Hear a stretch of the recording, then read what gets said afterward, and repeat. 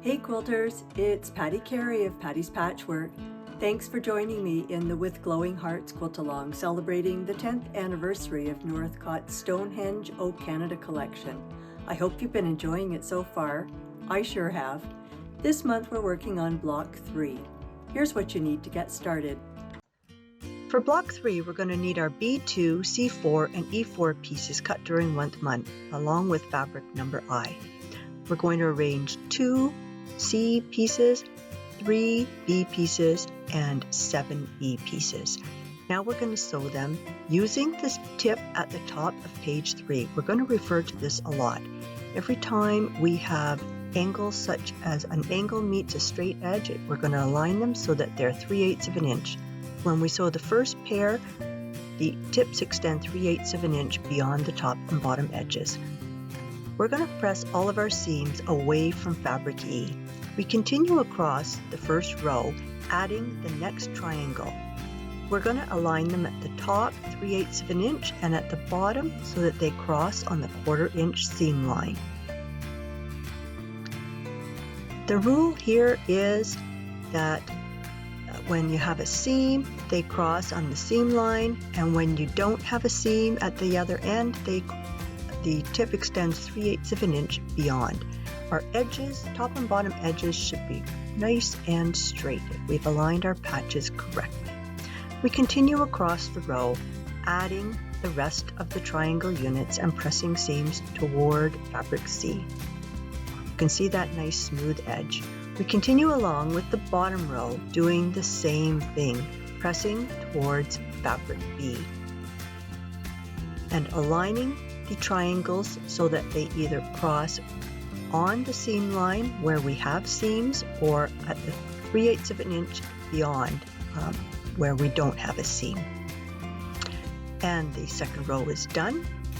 Finger pressing, and look at how smooth that is. And our triangle tips are at the 1/4 inch seam line. Now we sew the first row to the second row. And we're going to nest those tips. You can feel them in there. One fits nice and snugly inside the other one. I pin them in place to make sure that they stay perfectly aligned. Feel that they're nested. And then the units will align because we have an angle meets an angle on the 1/4 inch seam line. I keep my edges aligned as I'm sewing this and remove the pins just as I get to them. I don't want to sew over the pins. It damages my machine. Again, at the far end, we align the patches so that they cross on the 1/4 inch seam line. I'm going to press my seams away from fabric E, so that's towards fabric B. And I'm going to make 2 of these units. I don't press anything until I'm finished the block because we have bias edges. Now we do the other 2 units where we have 3 C pieces, 4 B pieces, and 5 E pieces. Again in 2 rows, and I'm going to sew all of the pieces in row 1 and all of the pieces in row 2. I'm actually chain piecing both rows here so that I can get them done faster. And you can go ahead and do both units at the same time. Now it's time to sew the top row to the bottom row. Again, those triangle tips will nest inside each other just like they did with the previous 2 units. I pin them in place to make sure that they stay nicely nested. This time, our C triangle will align with our E triangle. Keep your edges aligned as you sew your seam and remove the pins just as you're getting to them. If the triangles were aligned correctly when you sewed them together, your tips will be right along the seam line. Just about finished, and let's take a look and see how we did. There we are. Lovely. And again, we press away from E. We're going to repeat this to make 2 of these units. I'm going to trim the top inner edge of those triangles so that they are aligned with the angled edge of my unit. You can see a little bit of the top triangle is clipped off. That's exactly the way I want it. Now we're going to sew those units to the center square. I'm using the Easy Miter tool for Lone Stars and Miters, and I'm using the square corner to mark my center square. That dot in the square corner marks a scant 1/4 inch. If you do not have an Easy Miter tool, you can align a ruler so that the 1/4 inch line is just slightly off the edge of your fabric, and you do hash marks. That is the equivalent to using the square corner of the Easy Miter tool. I'm also going to mark the angled corners or seam lines on my triangle unit. So I use the angled corner of the Easy Miter tool to mark the dots. Again, it's a scant 1/4 inch.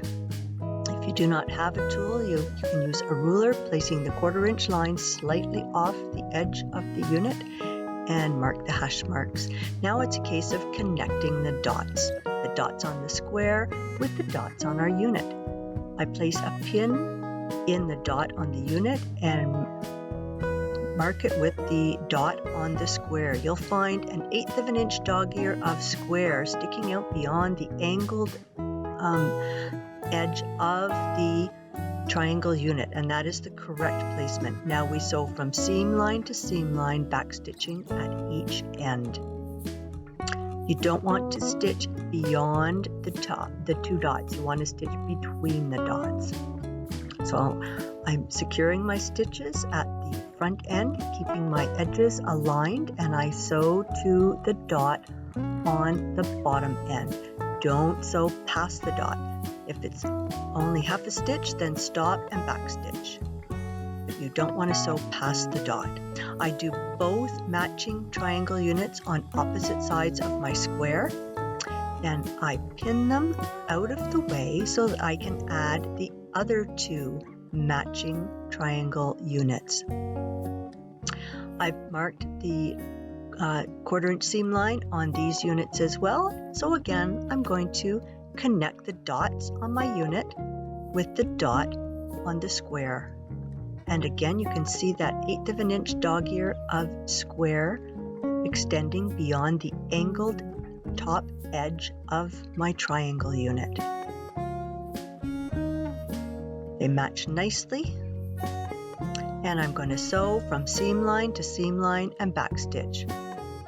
I'm going to add these 2 units to the remaining 2 sides of my center square. Secure the stitches at one end, keep the edges aligned as I'm sewing, and sew to the dot but not beyond the dot. Feel free to stop 1 stitch before the dot. It's not a hole, it's just a stitch length, and a stitch length is not a hole. Once I've got those sewn, and you can see I've actually stopped 1 stitch before there, and it's just fine. Once all 4 edges are on, we can sew our angled edges closed. I do not press until these angled edges are sewn. I match the outer tips, and I also nest the seams at the midpoint. You don't need to backstitch at the outer tip. Just start sewing and nest those 2 seams at the midpoint. The other 2 seams at the square will also nest nicely. You sew to the dot but not beyond it. Feel free to stop 1 stitch before and backstitch. I've stopped there and it's just fine. Not a hole. We work our way around the block, aligning the outer tips and nesting the seams at the midpoint. I find this works best when I fold my center square so that the adjacent seams are stacked on top of each other. And sew almost to the dot, but not beyond it. We do this on all 4 corners. to complete our block. Now I press my seams toward the center square and away from fabric E. Once I've got all of those finger pressed, I can give it a press with the iron. And here you have block 3. Make sure to head on over to the Northcott Instagram page to enter the contest for the month 3 giveaway. There are some fabulous prizes.